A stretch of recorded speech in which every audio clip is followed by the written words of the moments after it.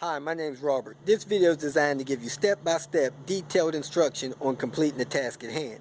Visit my YouTube channel and watch my disclaimer video. And please like, share, and subscribe. I hope you find the information you're looking for. Thank you very much for watching. This video is going to show you how to remove the 850 dash pad so that you can get two components under it, or just simply remove the pad. This is the best way to get to the cluster to replace broken gears or light. These are the tools you'll need to get the dash pad off. I got this extra screwdriver for bits that in case something is odd, Phillips or something like that. You need a T25 quarter-inch drive, 10 millimeter. Then this quarter-inch drive will also take an adapter and take in a 10 or 25 or 20 T20 bit. Then I got this little eyeglasses type screwdriver I use to slide down the hinge of the glove box to get the glove box hinges loose. What you need to do is open the hood and remove the negative off the battery. So go ahead and remove the negative battery post so you don't trip the SRS light when you disconnect the airbag. Next thing you need to do is open the glove box, release the arms that hold the glove box in place, which these have already been released, and remove the glove box, which this has already been removed. So after you got that done, next thing you want to do is reach under the airbag, and you see that orange cable there with the plug. Unplug the airbag. Just stick your finger on this side of it and pull it down, and it'll unplug. So now the airbag is unplugged.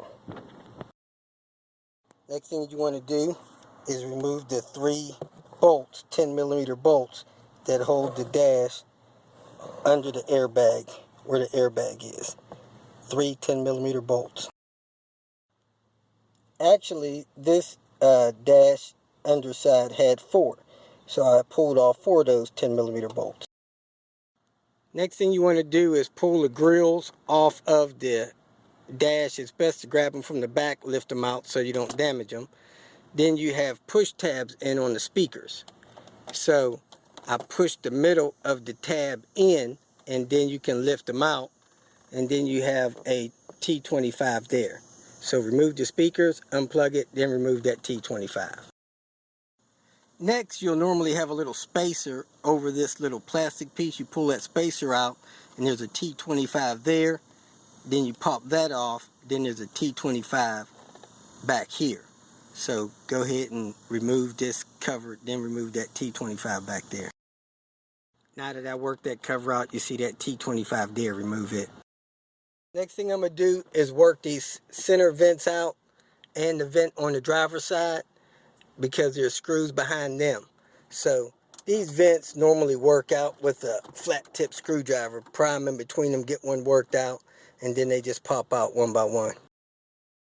This works fine for me, but if you have a bone tool, you might want to use it, because a bone tool will do less scratching and less damaging.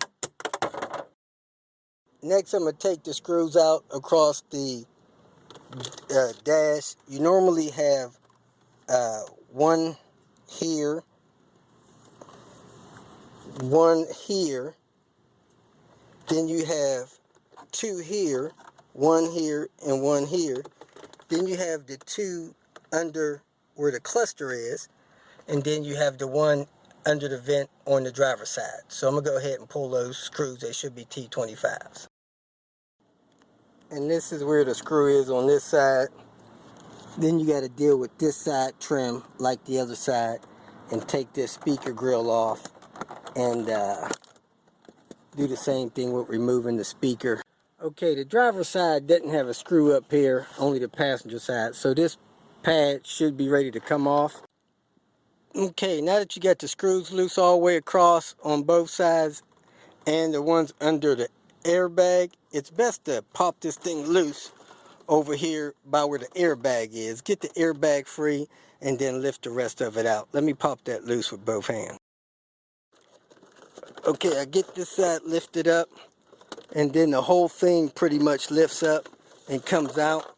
But as you can see, this thing's trying to come out in pieces because somebody probably tried to work under it before without taking it all the way out. They probably tried to lift half of it up and work on the other half. So I'm gonna lay this out on the ground so you can see how bad a shape it's in. Okay, the reason I pulled this dash pad is it wasn't secured to the dash and it's in pretty bad shape, just looking ugly. And as you can see, this thing I got half of it flipped over, the other half didn't.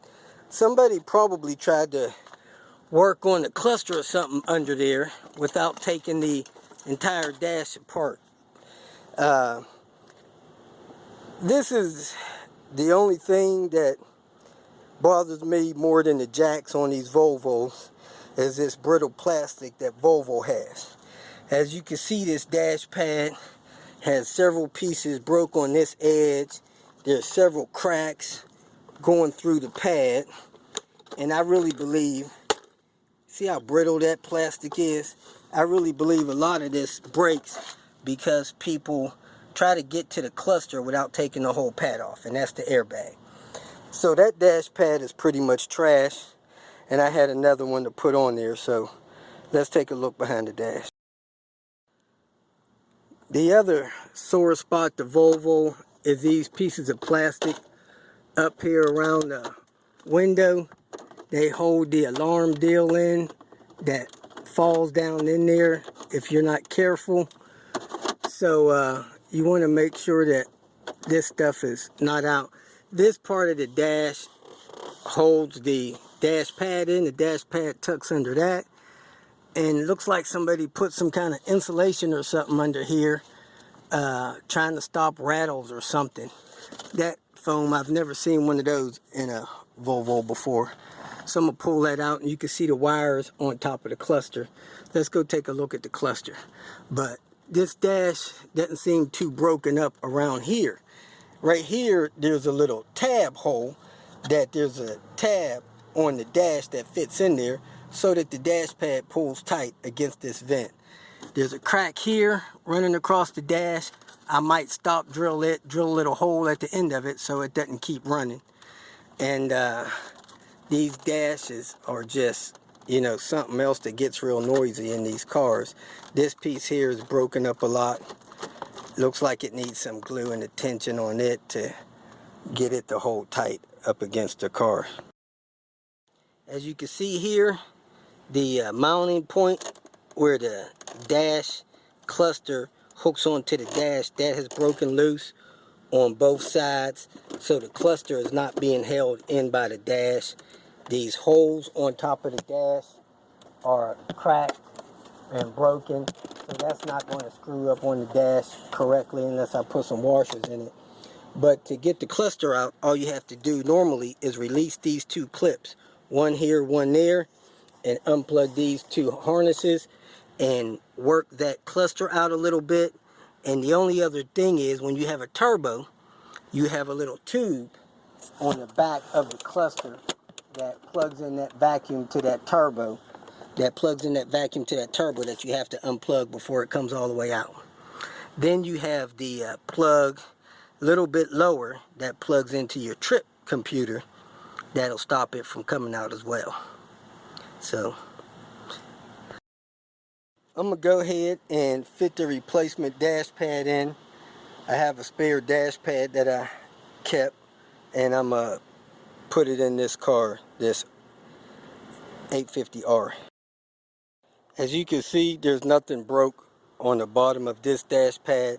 It does have a crack over there by that speaker holding by the driver's side, but other than that, it is in pretty good shape the whole way across. So I'm going to tuck it in the position. This front edge will go into that groove in the dash. Okay, an important thing to remember when you're fitting this dash in, remember I told you about that slot right there beside the air vent on the passenger side? Well, the dash has a tab right there that fits down into that slot.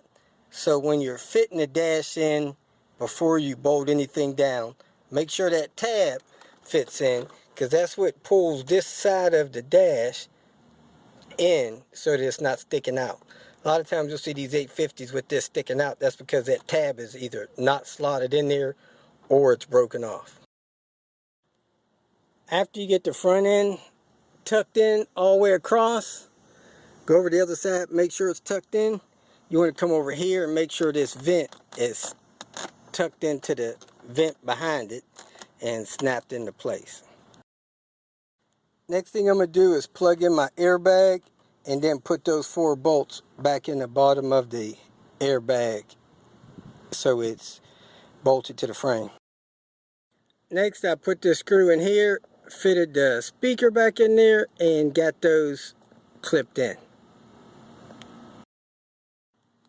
Next, I'm going to put that screw in there, put the screw in here, and put this plate back on the side. Okay, I put 2 screws in there and put the vents in. I put 2 screws up there with washers because those plastic holes are busted out. I put a screw in there, put the vent in, put the 2 screws on the side, put the speaker grills back on, and now the dash pad looks 100% better and in place. Had some issues with the glove box, holes being busted out and stuff, but it is in there. Hopefully it won't creak too bad. And a couple pieces of this dash is broken, but nothing I can do about that at this moment. So, if you got any questions about the dash pad going in, let me know. And I did get this clip here in place. That's why that looks like it's pulled so tight against the dash. If you feel that this information was beneficial, please like it and share it with your social media friends. You can also subscribe to my channel so that you can get notification of future videos that I post. Visit my channel. I have all types of do-it-yourself videos there. You can leave questions here and I'll try to respond to them as quick as possible. You can also visit my website at robertspinner.com. Thanks again for watching.